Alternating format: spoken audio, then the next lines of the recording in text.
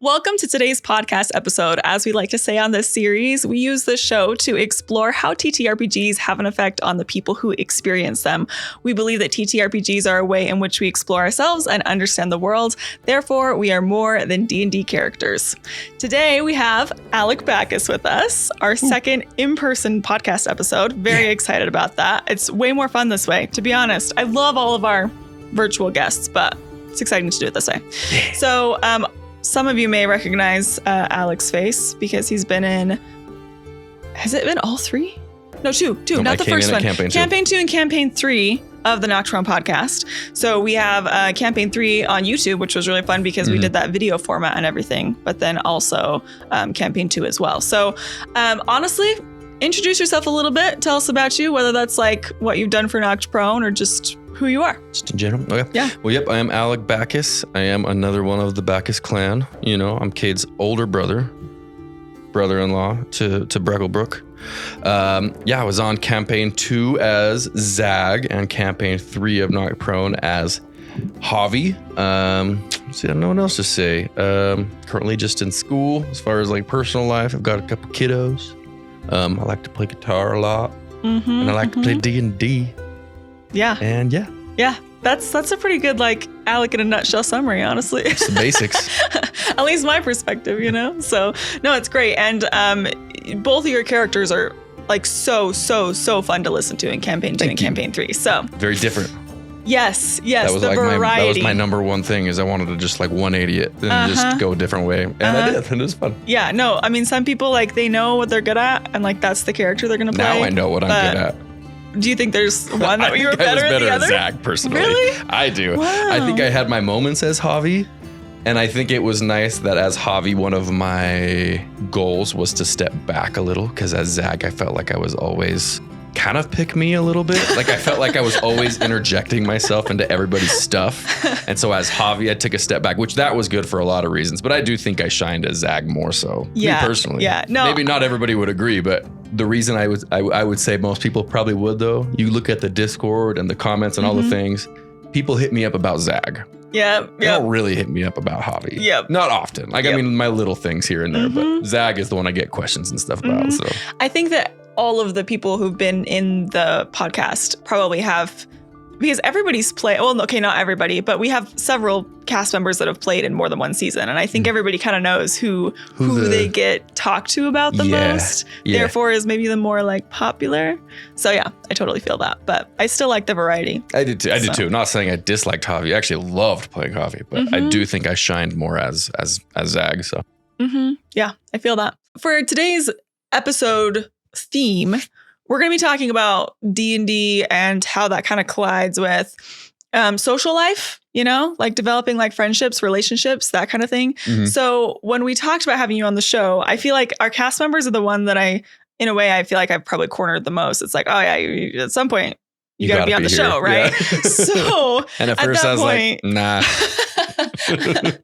All in due time, you're here, so it doesn't matter. We're here now. But I do feel like it's interesting when I've reached out to people about being on the show, not because they have a topic that they're like, hey, I want to be on your show and I want to talk about this thing. But instead it's like, pick a topic. You have anything to go off of, but like you need to choose something. So I'm curious how you ended up coming up with this topic. Okay, so all right, I'm going to get into this. Ready? So at first, when you first reached out to me about being on the show, it was kind of at a time where I was less interested in being involved. Not like I didn't want to be involved with Knock Prom, but it was just a time in my personal life where I was kind of stepping back from a lot of things. And then you sent me, at that time, you had sent me like a list, a Google Drive link or something of potential topics. So I'll just admit, Brooke kind of came up with the topic.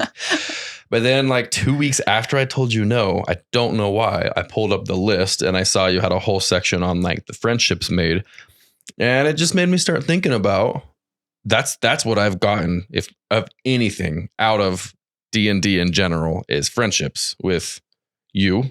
I mean, not that we're like super close, but I feel like we are a lot closer now than we ever were.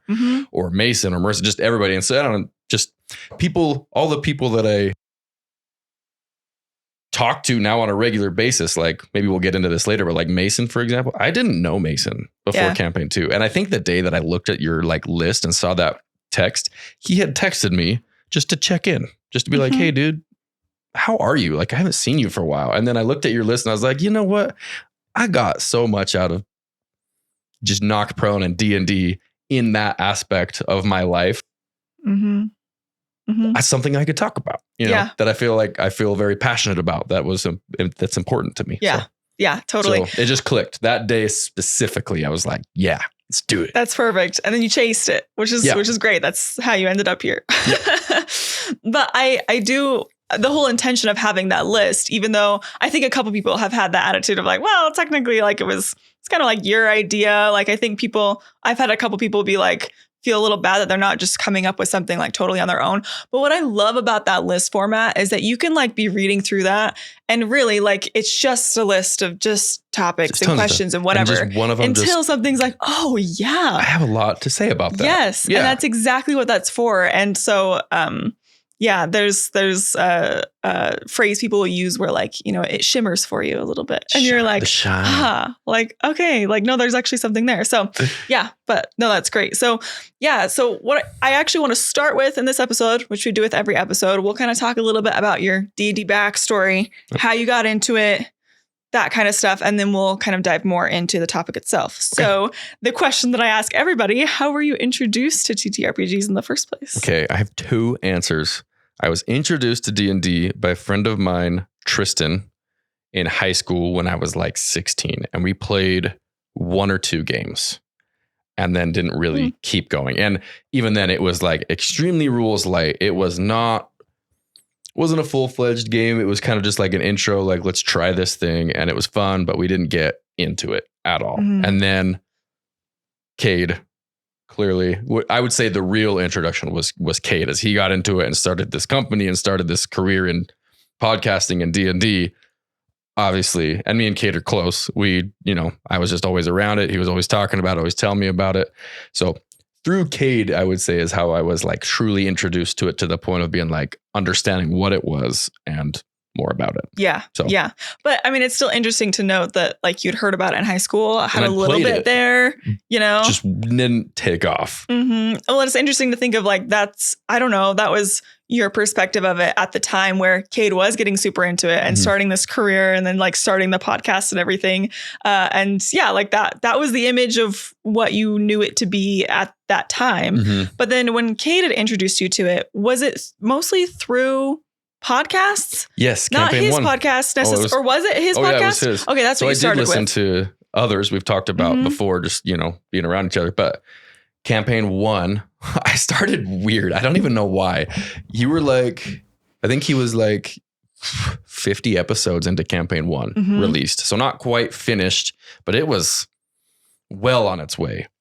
And I had tried it at episode 1, you know, trying to be a supportive family member. And I hated it a little bit. Sorry. Hate is a strong word. Fair. This is actually a really strong word. I didn't hate it. I was just like, I don't understand why I would listen to it. Like for me, it just didn't make sense at the time. Yeah. And I think part of that is because campaign 1 had a little bit of a slower start. And and I also didn't understand the game yet. So for me, it was like, this is just odd. Like I definitely had I thought I was cool in high school. I thought I was cool when I was younger and like these type of games, even though I've always been into like more nerdy type things, nerd culture rules, but like never dove full head first in. And then I started, I don't even know why. I think maybe it was around Halloween time. I started campaign 1 at like episode 30 something, the Witch's Hut episode with like different like candy mechanics. And they just had all these different like little mini games and fun things going on. And I listened through that episode and I was like, whoa, that was so fun. Like I remember I was listening to it with my son, Dean, and we were both just smiling. Like we were just like riding the car going somewhere. We were both just like smiling a bunch. Like this is so much fun. That's like, awesome. I wish we were there playing this with them right now. And so then I caught up went back to episode 1 and caught up, and then went back and finished the show. You know, I genuinely don't feel like that's a bad way to listen to any podcast, though, because when it's their fresh episode, they're in the middle of things, not like everything's established. Even if you don't know what's going on, there might be they were just like, it's not slow at that point. Yeah, it wasn't slow anymore. Like Right. everybody had a very defined character that had a very defined personality and traits and qualities, and like And you're already in an adventure too. You know, and you're it was a doing little stuff. confusing starting like right in the middle, but at the same time, starting in the middle and seeing where it got versus how I had already seen where it started, it made me be like, how the heck? Like I wanted to see the adventure. Like it piqued my interest for some reason. So Okay, I gotta tell you, this is like the exact same story of how I ended up watching Adventure Time, because you started late. Yeah. So Cade begged me to watch. I didn't want to. I watched an early episode, probably even the pilot, and I was like, absolutely not. Yeah, I'm like, no. And then Cade was in like way deep into the show, and then I just randomly started watching an episode, and I was like, this was so good, I have to find out how we got here. Start over from the beginning. I'm listening to it all, watching it all, I guess, in that case. But that's just so funny, because I don't think I realized how I was with Adventure Time too, though. I tried it. No, and Cade was the same way. You got to get into this, and I was like, dude, this is not my thing at all. And then I saw some clip of Jake throwing that mug out the window way later. So not a storyline thing. He threw that mug out the window. He said, that was my favorite mug. Now it's gone and it doesn't matter anymore. And it just like, he said it way better than that, but it just made me laugh so hard. And then I started watching clips of Adventure Time. Sorry, we're getting into the weeds. I'm going for it. I love it. And I saw that part where they're, and in context, it's way funnier, but they're sneaking into Maybelline? Gosh, Marceline. Oh man, I need to rewatch her house. And Jake, her Finn, one of them gets bit by a spider and just has like this face. It's Jake. He just trying not to scream, and just the animation style, it made me laugh. Like, and I didn't even know the show, and I was like, yeah, I gotta watch this one. And then I watched the whole show in a month. And it's so honestly good. Campaign 1 of the Nox Prone podcast is, I think, actually really reminiscent of Adventure Time. Out of all of the campaigns, I would actually compare it the most. Yes, like a little silly and slow at the beginning, totally gets crazy depths at the end. Yes. Darker than you expect for like a family-friendly show. It's a pretty dark end. And then like literally like rainbows and unicorns and, you know, like very goop. classic, purple goop. And like, that's honestly like so Adventure Time. Also like mass genocide, you know? Yeah. Just casual. Yeah. Which is also Adventure Time, you know? Yeah, like literally. The world ended. Okay, let's move on. You know? Yeah. I wish you were in this conversation, Kate. I feel like you look like you have things to say. This is the worst part about being on the back end of that show is you can't say anything. If you ever want to shout something, you could shout something, just for the record. Just raise your hand first. I'll call on you. Anyways, that's really fun though, to know that that's like kind of how that came together. And I feel like I totally feel that. So then you listen to campaign 1. What happened after that? Then I listened to, so then I said, all right, Cade. I mean, obviously I told him as I was listening to it, I was like, dude, I'm really starting to enjoy this. Is there other, and then I finished it and I was like, is there other shows that I could try? He recommended NADPOD. I listened to the first season of NADPOD, I believe. It was the first season, right? With Hard One and I can't recommend that show enough. I only ever listened to the first season campaign, and then by the time I listened to all of campaign 1 of Nox Prone and campaign 1 of NADPOD, I understood D&D quite fully. Like I didn't really, and I hadn't even really played. Yeah. I didn't need to have played. Yeah. By that point, I mean, how many hours? That is over 100 hours. That's like 200 hours of listening to games. I got it. Like I had all the mechanics. I had it all. Whether I knew it or not, I was learning. You know, it's a lot to learn sometimes. And then I said, Cade, I want to play. Let's roll. He invited me to that one shot we played to potentially look at a campaign 2 cast. Yes. That was my first game. We play, was it Wild Beyond Witchlight? Yeah, we played Wild Beyond Witchlight. Me, you, Zach, Marissa, Mason. Maybe. I don't know. I don't even know if Mason was there. I don't remember. And then, so I played that one shot. And then the second time I played D&D was the prequels of Campaign 2. Crazy. So Campaign 2 was my learning. I hadn't played. Yeah. I would say I had not played D&D until I played Zag. Zag was my first character. That's so wild. Even the one shot I played Zag. I don't know if you remember that. Yeah. A very different version of him, but like his name was Zag and he was a peace domain cleric. Yeah. Wow. That is so wild. And honestly, I mean, I've been re-listening to Campaign 2.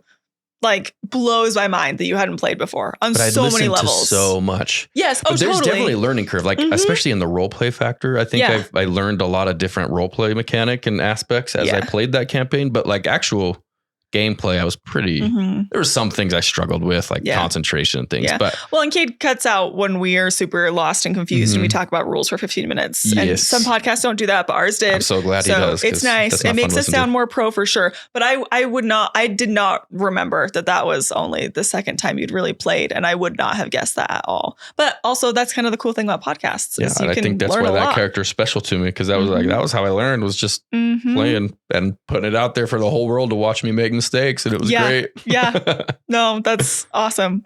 Well, that escalated quite quickly, as they say. I feel like, going from like I've never played to zero interest. I'm going to join the cast. Yes. Well, and then even just like listening to Campaign 1 and then getting into NADPOD and everything, like that was kind of a lot. Pretty quickly. It was my mowing show.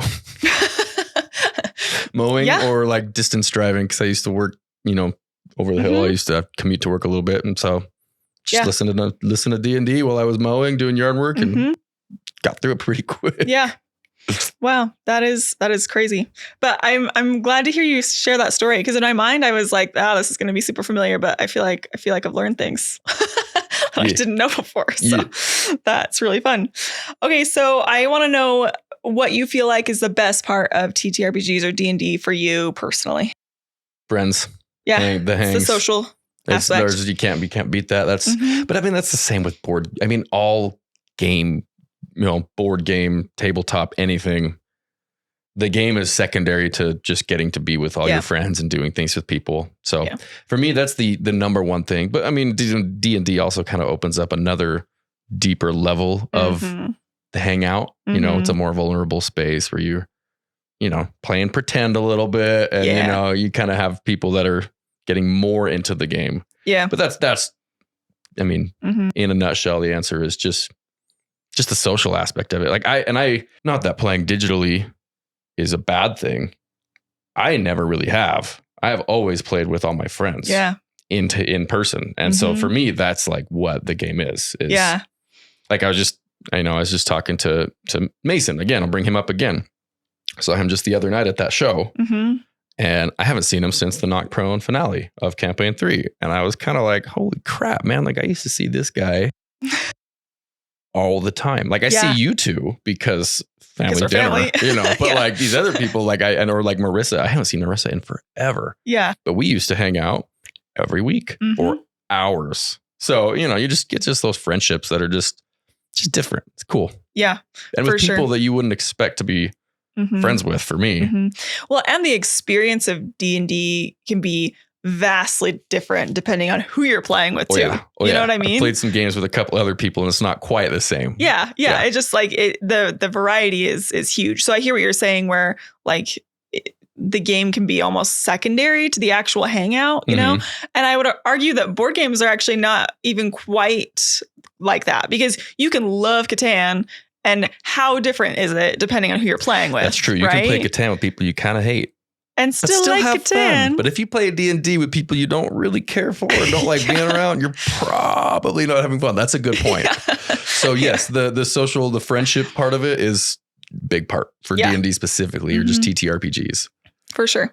Okay, so my last question, as far as just D&D backstory, I like to know if you're DMing any games right now, even though I know the answer. Kind of. You do know the answer. I am extremely casually DMing Curse of Strahd. I actually want to play more because it has been really fun. We've done three sessions. Yeah, that sounds right. Over the course of 4 months. Yeah. We were consistent for a while. For a minute there we were. And I did DM a homebrew game where I homebrewed a little campaign, but I was having a hard time keeping up with writing and lore. And Yeah. I just liked the idea for me as a DM, because I'm brand new at it. It sounded funner to run a book. And I've always wanted to run a book, like a module or an adventure. So, and I just threw out a couple ideas. Everybody seemed to grab onto the idea of vampires. So we grabbed Strahd. Way darker than I expected. But we're so invested. It's fun because the group is so funny. Yes. So it's like really funny characters dropped into this dismal place. Yeah. So it's just a family game. It's I'm the oldest of 4 siblings. And then it's the younger 3 siblings' spouses. So 6 players, me as the DM, single life. And it's been pretty fun. But yeah, that's the only game I'm really doing right now. But I need to get back at it. So. Which is kind of crazy too, because being in the podcast for campaign 2 and 3, that was consistent D&D for years. Yeah. Besides the little breaks that we had. Little burnout maybe towards the end of campaign 3. And so that's probably why I'm being a lot slower at scheduling this, but I can agree with that too. It's good to like take a break from D&D and let that craving come back before you get into it again. Like more and more lately, I'm like, man, I need to schedule another game of Strahd. Yeah. Because it is really fun. Yeah. So totally. I've already prepped the next session. All I literally have to do is text you guys. Schedule be like, it. hey, you guys want to play? We would make that happen so fast. I know we could play tonight. I guarantee you we would play tonight if I send the text. So. Well, I'm glad you have something going on, and that it's flexible and chill and everything. So yeah. All right. Well, let's jump into the episode focus a little more. So I want to know what about playing D&D that makes connections different from friendships that you can build elsewhere? So I touched on it briefly. It's like a vulnerable thing. When you have an invested table, which I have been fortunate to have that. I know not all tables are like knocked prone cast tables are. Like I know a lot of them, people don't role play near as heavily. People aren't doing that or aren't getting near as invested in their characters or their arcs and stories. But what I think is specifically different about D&D and that friendships is when you have a table of people that are invested and have just, kind of let go a little bit of the shyness, the nervousness, because it can be embarrassing to like really put yourself out there, especially in a role play setting, and I'm not a theater guy. Like I'm not, a lot of people that I think gravitate to it have some type of performance or theater background because that's what they're used to doing is getting into a character. I had never done that in my entire life. Yeah. So I was nervous to do it. I really was. And Cade knows there was a couple times I texted him like, dude, I don't know if I can do this. Like I'm embarrassed a little bit that's recorded. Like I was, it's just what it is. Cause it's just not me. But at the same time, I'm so glad I did it because I made these super close friendships and things that I never would have made otherwise. Yeah. So I think it's that. It's just when you have people that are all in together, you just get to a place that you can just kind of say and be whoever and do whatever. And it's accepted. And it's just, you can just, I don't know, kind of explore different parts of yourself and each other. Sounds weird. You know what I mean? Yeah. Yeah. Definitely. Totally. But like, it's just, I don't know, just like, it's just really open, vulnerable, and you just see things in people that you wouldn't normally see and establish a type of relationship that I just don't even know how else you would get that. Yeah. Yeah, totally. I can't remember if you have mentioned this while you've been recording or if this was just our prior conversation, but you'd kind of compared it to like playing make believe. I don't know, like when you're a kid, you know? It's like playing pretend. You go to the playground. Pretend. I'm going to be XYZ character from my favorite show, and you're going to be yours from your favorite show, and we are in this right now, and we are going to play for an hour. Yeah, totally. At the playground, I've never met you in my entire life, like kids do, and they have so much fun. But as an adult, as kids, it's like, hey, mom says, let's go. That's the end of that friendship. But as an adult, it's almost like you get to continue the pretend play you have at the park, and you just keep going. Yes. And then eventually you're like, whoa. These are my best friends. Yeah. It almost makes you think. It's like, whoa, I didn't know you a couple months ago. It is kind of crazy to think about kids playing at a park and how into like a game they can get and like the bonds they can create with people that then they're like, okay, see you, bye, and that's really not the case. But also it's crazy to think of because I love the comparison because I just feel like it is so comparable. That's how I always felt about it. At least for me, like it's like I'm playing pretend. Yeah. You know, we call it role play. Maybe it's because I'm a dad and I play pretend with my boys. Maybe that's where it comes from. But to me, like that's what we're doing. Yeah. We're playing pretend. We're making a story up together and we're just going for it. Yeah. Bouncing off each other. I also love the distinction though between like when you do that as a kid, that's one thing. I feel like we all understand that. We know that. We love that. But when you're an adult, it really is like it's a vulnerable thing. Yeah. And when you're a kid, that's not really the case. No, you're not embarrassed about those no things. one's embarrassed. It's fine. It's not a big deal. You're strangers, whatever. But I just think it's interesting how between that time that you're a kid to you're an adult, it's like, no, doing something like that is actually like a big deal. It's really easy to get embarrassed. It's really easy to be like, I have to like really commit to this to be at this table and do that. So I think that is one thing that makes it special. Literally why we have like a show about it. It almost, I think to some people seems silly to like have a show about something that's like, it's just adults playing make believe. And it's like, okay, but it's actually kind of a big deal. I sometimes think it's silly. Like I've been, I'm going to just topic change on you a little bit. Like I've been dating a little bit lately and it's come up a couple times and I'm a little embarrassed about it, and not in a way like I would ever say, I wish I didn't do it. I'm so glad I joined the cast and played, and I still love Dungeons and Dragons. I just do. Yeah. But like in a little bit of a way as an adult, there's just a different, just a different outlook on it than you just, you lose that innocence, people, you get in your own head and well, the people who get it. The people who don't are like, oh, okay. What? Yeah. You used a voice. Yeah. It's recorded. You can find that. I can find that and I internet. Can listen to you do a Spaniard accent for 30 hours. Yeah, yes. I would also Yes, you can. I would also be a little nervous to share that. Yeah, so you're playing with your husband. Yeah, that's true. But I mean, even in professional life, like, I don't go around telling people for the most part. I didn't either. As we were doing campaign 2 and most of campaign 3, I was a full-time paramedic firefighter. I didn't tell my buddies that I was doing that. Okay. A couple of them, because there was a couple I knew we're kind of nerdy. We're nerdy and into that type of stuff. But the rest, I don't want those questions. Yeah, totally. Next, I want to see if you can describe one of your more meaningful friendships that you've developed through playing D&D. Yeah, so maybe not just one, but a few. And they're friendships that any Knocked Prone fan has seen develop. True, yeah. Just all the cast members. Like, we'll start with Danny. I haven't really talked about Danny. I knew Danny growing up because he was friends with Kate in high school. And I kind of just always thought he was my little brother's weird friend. Yeah. Never talked to him, never tried to in any way foster any type of friendship with him. It was always like, these annoying kids, you know. And Cade remained friends with him long term, but I never established any type of relationship. Like that friendship never happened. That never crossed. That is one of the best people in the entire universe. Danny Dennison, he sees this, is truly just a beautiful soul. And I just am so happy that I know him and I'm friends with him.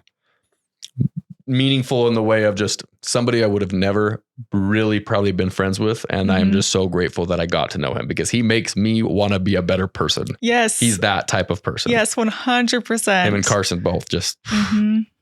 And then you touched on it earlier. You've been around for a long time. And it's not that we were never like not friendly or not friends, but like, I don't think until playing campaign 2 together, did we ever... What year did campaign 2 start? I'm trying to think. Kate's not in the room anymore. I'm going to say 22. 22? Yeah, that sounds about right. And when did you guys get married?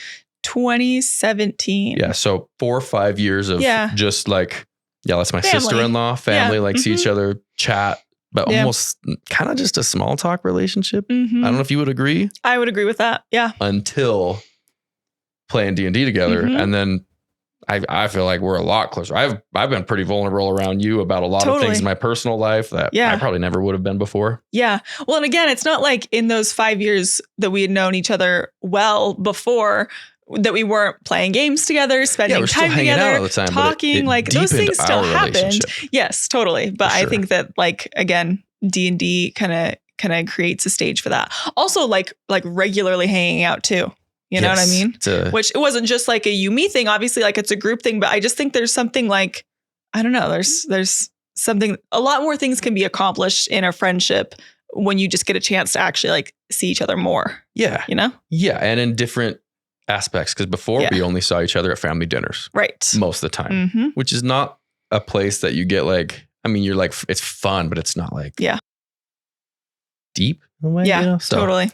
So you for sure. And then like, I mean, Marissa, of course, was so fun to get to know. I don't think me and her ever got really close, but like getting to know her and her husband was really awesome. They're great people. Mason would probably be my number one answer to this one. Mm-hmm. Mason is somebody that I consider a lifelong friend. We talk all the time. I did not know him before campaign 2 at all. I saw him once in a play that you were in, maybe. Yeah. Other than that, I heard Kate always talk about him. Seemed like a cool guy. We just never had a reason to be friends. Mm-hmm. And, you know, our two characters in campaign 2 just clicked. Oh, yes. Yes. Immediately, too. Which may have had something to do with Mason and I just having compatible personalities. Maybe it was just because of our characters. I don't know. But Mason and I have become quite close. Yeah. Like there was a time, I don't know if he wouldn't mind that I share this, during campaign 2 that he was having a really hard time in life, his personal life, and just needed somebody to talk to. And I don't even know why I ended up being that person. I think it was happenstance. I was available that day. He like had called a couple people and nobody really was available to talk. And I was. Mm-hmm. And he picked me up and we went on this long car ride and just talked and just got really, you know, I was able to be there for him during a really hard time in his life. And since then, he's been able to be there for me in a pretty hard time in my life. He checks in on me all the time. Like every week, maybe 2 sometimes. He will just text me and be like, hey, man, you doing okay? You taking care of yourself? Like just being a good person, being good to me. You know, it's nice to have somebody that, you know, looked after me. That's just so. So all of them, all the cast members. Yeah. Yeah. It's interesting because it makes me think you and Mason probably wouldn't have been friends had it not been for not only because you ended up being put in the same room together. Again, if we had gotten together for regular game nights, I don't think it would have happened like that. I don't think so either. Yeah. Like we don't, on paper, him and I have nothing in common. Can you think of anything? I mean, now he's doing firefighter stuff. Yeah, now he's kind of following some of my career steps. But I think that was influenced by knowing you genuinely. Maybe. Yeah, it probably was. I've been able to kind of help guide him in that and help him know what to do, how to get to it. Yeah. But yeah, like on paper, I never would I have guessed him and I would be where we are now. Yeah. Yeah. Yep. So it just, and that's exactly like when you wanted to talk on this topic, it's like, this is the kind of thing that I mean, I knew was true for you, but I think is just true for a lot of other people too, you know, that they can think back to like, oh yeah, I'm friends with that person. And it was because of D&D, you know, and our time spent together there, and it just wouldn't have been the same. Yeah. That vulnerable place of D&D and our two characters just vibing that whole couple of years, you know, that campaign 2 happened over. We just became super tight. And I think he's a lifelong friend of mine. I think I'll probably stay in touch with him, whether he or I continue being involved in Knocked Prone, or even if we don't play games together, I'll go play board games at his house. You know, we'll go running together, go to the gym together. Like he's just one of my people now. Yeah. And he would never have been otherwise. I don't think in any other scenario. So he is the reason this topic clicked for me. I was like, Mason. Yeah. So it's going to be so fun. I think he knows I feel this way. It's not new. Yeah, for sure. Yeah. No new news for sure. And I think he probably feels really similarly, honestly. So hope so. Okay. So my next question, it's a little wordy. Let me kind of read this out. So have you noticed any patterns in how people behave differently when they're playing a character versus just socializing normally, or how you might behave differently in a D&D kind of setting? Yeah, I think you see one of two things when people are playing characters. They are either leaning into a lot of their own strengths. And so then in that case, I guess the answer would be no, not differently. You know, people, know that they are, think of themselves as a macho type. So they take on a macho type and they just embrace some of their core traits or values that they believe in. Yeah. And so then you get to see, maybe in a little bit of a different light, how they portray or see themselves. But then I think you also see the opposite in some cases where you see people trying to take on roles of people that they couldn't ever be, maybe want to be.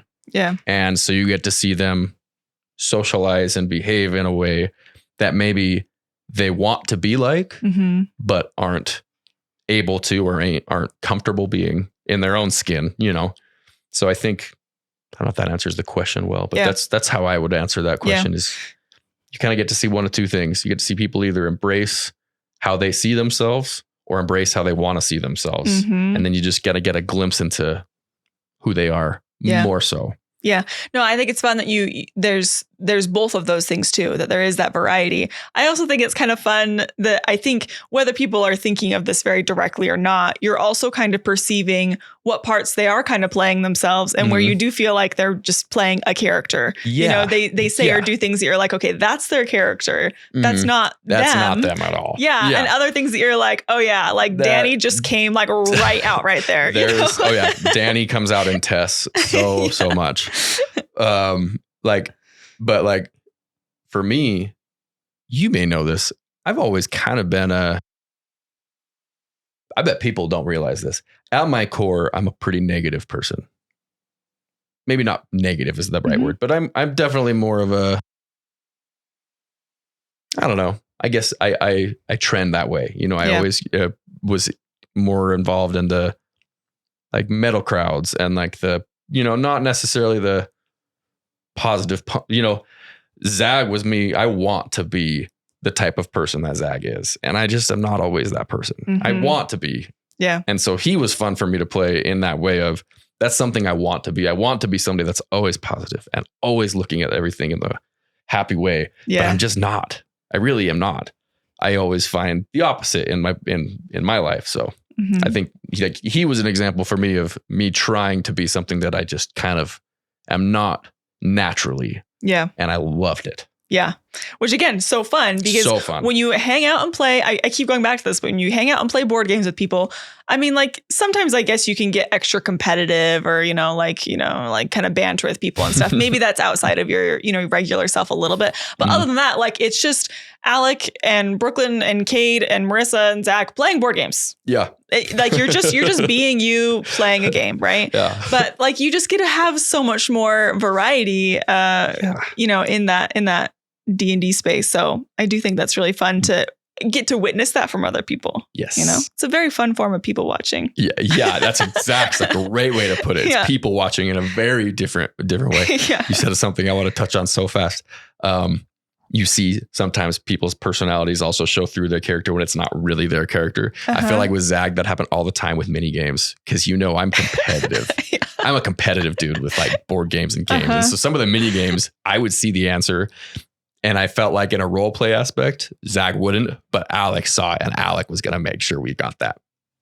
Yes. You know what I mean? Yes. So sometimes when we would play those like different like strategy based things and mechanics, I would kind of let the himbo go because like I'm gonna get you're this. gonna win. Yeah, I'm gonna win this. Yeah.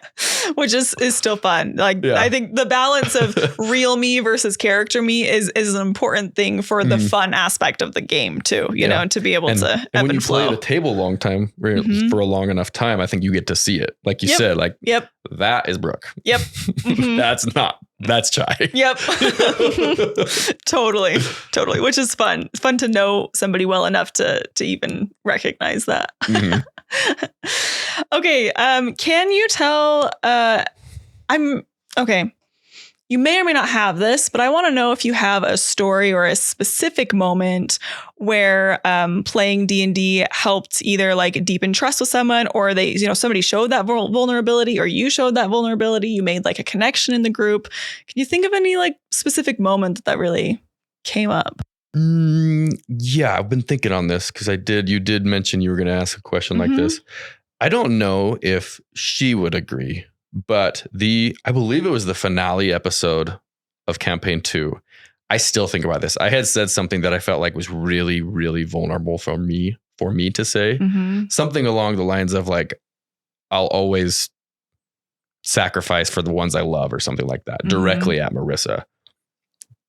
Do you remember me saying something? It was when I had drawn the cards. Yes. From the deck of many things and made, it was pretty risky. And I ended up actually kind of hurting Zag doing it. I lost intelligence and things, but I remember that being one of those moments that I felt like was extremely, extremely vulnerable for me. And me and Marissa, I don't think had shared any moments like that really up until that point. So that would be one that I would say, I think maybe deepened that trust a little bit, maybe a little bit later than it should have happened. But that's one that comes to mind for me. Yeah, for sure. For sure.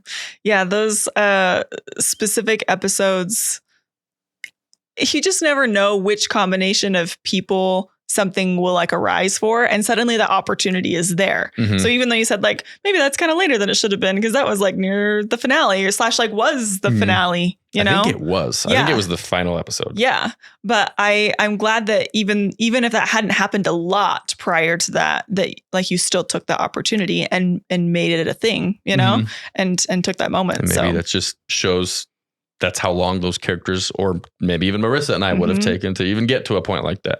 Right. I don't know. Yeah.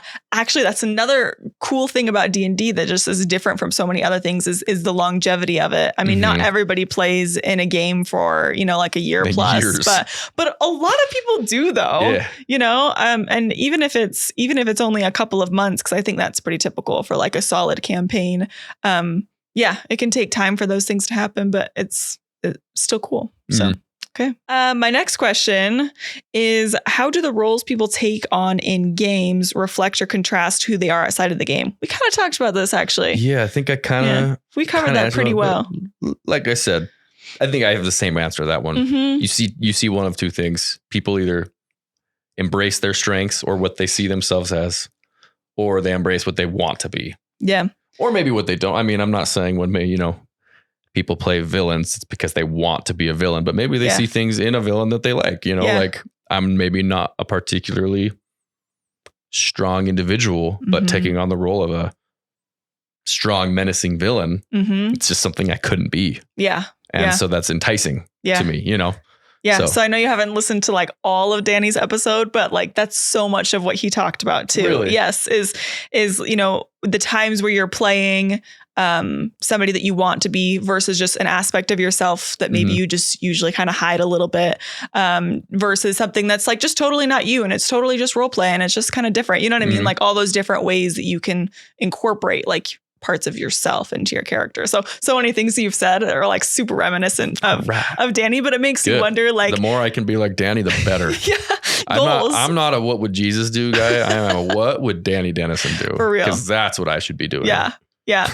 But it's fun. Like I'm already enjoying talking with Danny and talking with you, and we'll have an episode with Mason coming up and we'll do one with just Kate and I and everything, because I wonder how many like philosophical things around D&D and also just our D&D experience is really similar just because that's the group that we've played with before, That's really the only group I've played with. Yeah. Really. Yeah. So it's just interesting to think of the way that we've actually influenced each other. Because when we talked with Danny, I'm like, well, not everybody plays like that. Some people don't feel like there's not a goal to put any part of themselves in their character / they don't really think that they do. But I feel there's like always something in there. I agree. Even the most casual of games, when you create a character, I think there is always something. There's a reason you pick a class. Yeah. Oh, yeah. In some way. Yeah. Like, that just sounds like, I mean, yeah, maybe it does just sound fun, but everybody's drawn to different things for different reasons. Yeah, I agree. I think the culture of our table, though, at Knocked Prone, even though it was never really discussed, has always been that people do pretty intentionally picking and choosing what aspects of themselves they're putting in their characters. Yeah. I don't think that happens at every table. And again, we never really talked about that. Just specifically, happened. But that's just our table's culture. Which I'm glad I did. It probably made for a much more entertaining show. Totally. Yeah. Yeah. And just it keeps people invested as well. Yeah. All right. So why do you think that TTRPGs or D&D can create bonds that other hobbies don't? We also kind of covered this pretty dang well too. Yeah. Yeah. Play and pretend. Yeah. It's just different. It's different. And throughout, I think this whole episode, we've kind of done pretty well, I think, at comparing other things to D&D and the way that it's just different, you know? Yeah. One thing I could say though, on top of that, I just thought about this. I think a lot of people create a lot of bonds through athletics, right? Just in general, like in America, you know, like through sports and through teams and through things like that, they create a lot of those closer bonds. You go through these things together. And I think, thinking about our cast specifically, none of us did that. And I think maybe a lot of people that gravitate to TTRPGs weren't people that necessarily, you know, did high school sports and did things like that. And maybe this was just another way to kind of build a bond, build a team, you know, because you do work as a team, even with the DM, you know, if we're all kind of working together to create this thing, this intangible story that only we will really ever share. I mean, ours is different with being podcasted, but I think that might be another kind of aspect to it, is why people gravitate to it and why it does create those bonds, is because it's just it's a team aspect in a way that maybe some of us didn't get otherwise. Yeah. I love that, because that's such a good point, that a feature of D&D is the fact that it's a group and it varies on how big it is.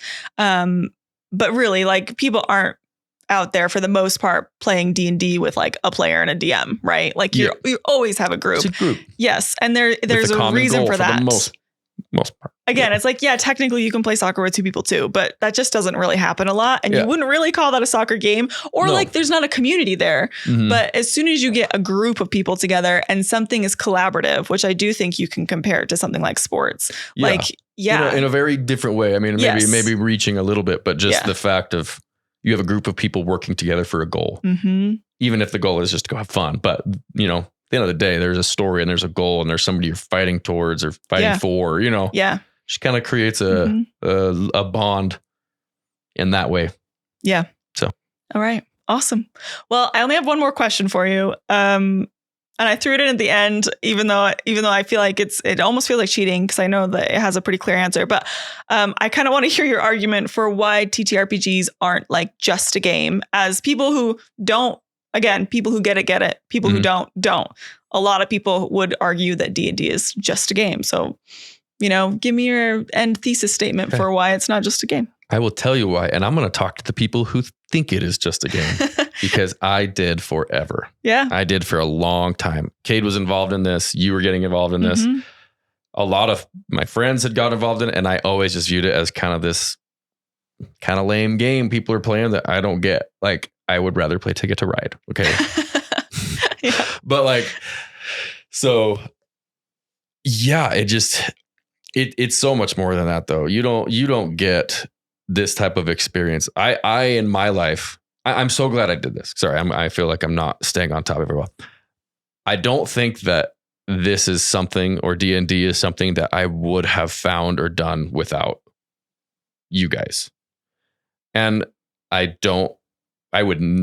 so happy that I did it, and so happy that I got involved in it, and I'm still involved in it, because you just create memories that you just cannot get otherwise. Like, man, we have had so much fun. Like, I think back, it's one of those things you get these memories that, and maybe you can get them playing other board games and things, but like, I think back to like the Wheel of Umber. That's one of those things that it'll just pop into my head when I'm doing something totally different. Like, I'll just be out on a walk or something and I'll just chuckle. Like you get all these like almost core memories built with your friends in adulthood too. That's really, really cool that I just don't know how you would get otherwise. I don't know how you replicate these experiences anywhere else. So for that reason, it's so much more than a game. Like it is an experience. Yeah. Like you build this story together that you have forever. Like the whole story of campaign 2 and the whole story of campaign 3, I got to contribute to that. I got to influence that. And I will always have that. You know, I can always think back on those random weird things I did that ended up really working and, influencing the story and other people's characters and maybe made somebody else have more fun or not more fun. And it's an impossible feeling and an impossible experience to replicate. Yeah. Which is why I think TTRPGs are so much more than a game. Mm-hmm. Yeah. That's beautifully said. Thank you. I think the thing I want to tack onto that as well is that like I've been so grateful for who ended up being a part of the Nocturne podcast over all of the years, because like I said, like your experience with D&D can be so different depending on who you play with. Yeah. And I feel like I hear about other people's games sometimes on social media or just like, friend of a friend kind of a thing of like this is what their D&D game has been like. And oftentimes like there's a lot of bad experiences out there. There is. And I just feel lucky. Yes, exactly. That I got this kind of experience. Uh-huh. Like, yeah, you listen to Campaign 2. I think it's pretty clear. Yeah. We were having a dang good time. Yeah.